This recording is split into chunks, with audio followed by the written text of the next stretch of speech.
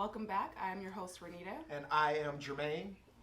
And today we're going to talk about our experiences with our in laws and how they have been important in our family, our blended family, our relationship, and all of that. Yeah, so that's pretty cool, yeah. So, where do you want to start?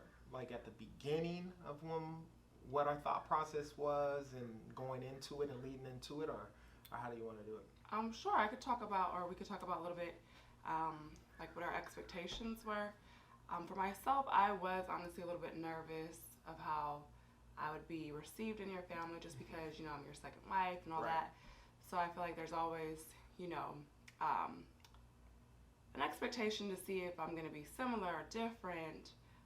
And then, you had other kids, so I just wasn't sure how they were going to accept me into their family. So I was very nervous about that. Okay. And then for myself, just because I've always felt like, no matter who I meet, I can, butter them up or get them to like me or whatever the circumstance is. Plus, because I don't think I'm necessarily a bad guy, Mm-hmm. I wouldn't have an issue. But with your parents, to be honest with you, I was more nervous about your father because obviously I didn't know him. He's a 6'5" dude, like 280 pounds, a big old guy.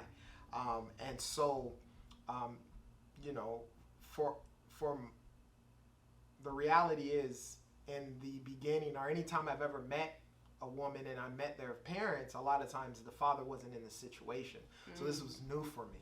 Yeah. And so, I was a little nervous meeting your father, but your mom was pretty warm and open and so forth. And so was your dad as soon as I got to know him. But I was a little nervous in the beginning meeting him.